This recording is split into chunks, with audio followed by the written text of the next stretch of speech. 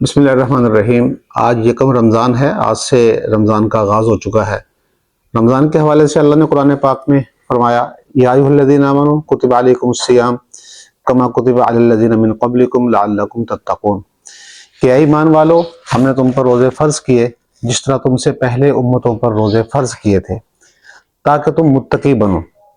قرآن پاک کی اس آیت سے دو چیزیں واضح ہوتی ہیں۔ پہلی تو یہ کہ رمضان کا مہینہ اور رمضان کے روزے، یہ صرف رمضان کے روزے اس امت مسلمہ پر ہی فرض نہیں، بلکہ سابقہ جو امتیں گزری ہیں ان امتوں پر بھی روزے اللہ نے فرض کیے۔ اور دوسری بات، روزے کا مقصد بیان فرمایا کہ روزے کا مقصد کیا ہے، وہ ہے تقوی کا حصول، تقوی کو حاصل کرنا۔ تو رمضان کا مہینہ ہے، اس میں رمضان کے روزے رکھیں اور اللہ کو راضی کریں، اور یہ خاص اللہ کا مہینہ ہے۔ اللہ کے نبی علیہ السلام رجب سے ہی دعا فرمانا شروع کر دیتے تھے کہ اے اللہ ہمارے رجب اور شعبان میں برکت فرما اور ہمیں رمضان تک پہنچا دے۔ اور آپ علیہ السلام اس مہینے میں بھرپور اہتمام فرمایا کرتے تھے، اور آپ کے ساتھ صحابہ کرام وہ بھی بھرپور اہتمام کرتے، دن میں روزہ رکھتے، رات کا قیام کرتے۔ تو دن میں روزہ رکھیں، رات کو قیام فرمائیں اور اللہ کی عبادت کریں، نوافل کا اہتمام کریں، اور خاص طور پر قرآن پاک کی تلاوت کا خصوصی اہتمام کریں، کیونکہ رمضان اور قرآن کا بڑا گہرا تعلق ہے، بڑی گہری مناسبت ہے۔ اللہ نے اسی مہینے میں قرآن پاک کو نازل فرمایا، تو کثرت سے تلاوت کی جائے۔ ہم دیکھتے ہیں رمضان کے مہینے میں ہماری مساجد کے اندر رونقیں بڑھ جاتی ہیں، قرآن پاک کی تلاوت کرنے والوں کی کثرت ہو جاتی ہے۔ وہ احباب جو شاید پورا سال بہت کم انہوں نے قرآن پاک کی تلاوت کی ہوتی ہے، وہ بھی رمضان کے اندر باقاعدگی سے تلاوت کرتے ہیں۔ گھروں کے اندر مستورات وہ قرآن پاک کی تلاوت کا اہتمام کرتے ہیں۔ اس کی وجہ یہ ہے کہ قرآن کا بڑا گہرا تعلق ہے رمضان کے ساتھ، بڑی گہری مناسبت ہے۔ پھر اس میں نیکی کا اجر بڑھ جاتا ہے۔ عام اگر نفل پڑھے جائیں تو اس کا اجر فرض کے برابر کر دیا جاتا ہے، اور فرض کا اجر 70 گنا بڑھا دیا جاتا ہے۔ تو یہ نیکیوں کو حاصل کرنے کا مہینہ ہے۔ جس طرح ہمارے ہاں مختلف مواقع پر تاجر حضرات سیل لگاتے ہیں، اور سیل میں مال سستا کر دیا جاتا ہے، اور لوگ نہ چاہتے ہوئے بھی خریدتے ہیں تاکہ یہ سستا مال ہے، اس سے ہم فائدہ اٹھائیں۔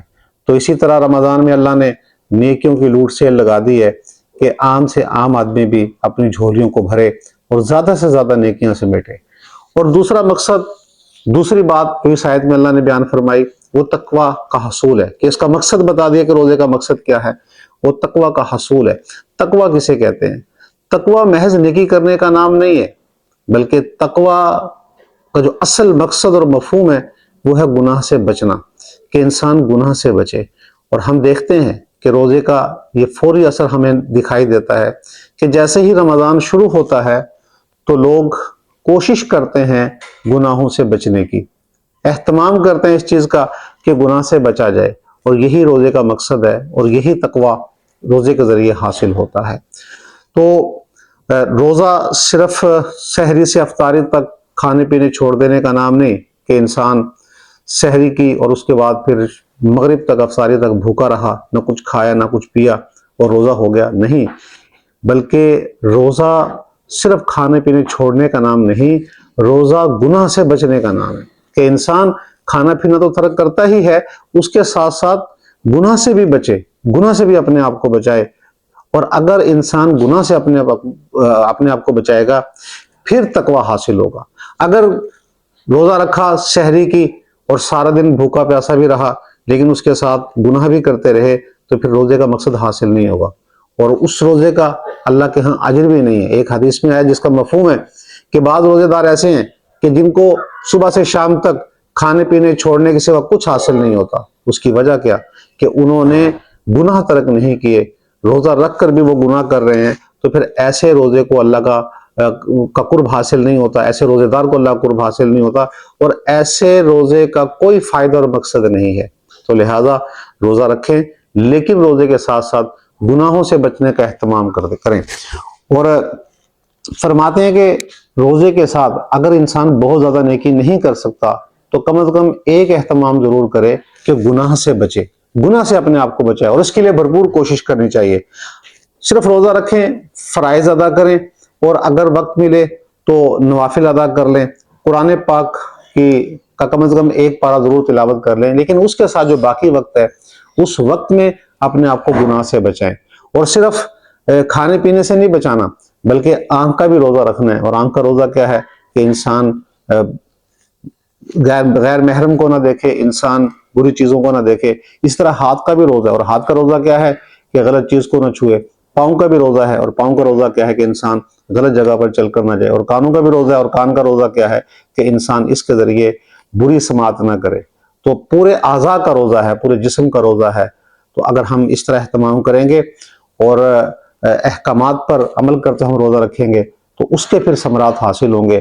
اور اگر انسان ایک مہینہ اس چیز کا اہتمام کر لے، گناہوں سے اپنے آپ کو بچائے اور تقوی کے مطابق روزہ رکھے، تو پورا مہینہ اگر انسان اس کا اہتمام کرے گا تو اس کے پھر اثرات آگے زندگی میں کیا پڑیں گے کہ بقیہ 11 مہینوں میں اس کے لیے نیکی کرنا آسان ہو جائے گا، اور بقیہ 11 مہینوں میں اس کے لیے گناہ سے بچنا آسان ہو جائے گا۔ اللہ تبارک و تعالیٰ مجھے بھی اور آپ کو بھی روزے کے حقیقی مقصد کو سمجھنے اور اس پر عمل کرنے کے توفیق عطا فرمائے، اور روزے کی جو روح ہے اللہ تعالیٰ ہمیں وہ عطا فرمائے تاکہ ہمارے روزے اللہ کی بارگاہ میں قبول و منظور ہوں۔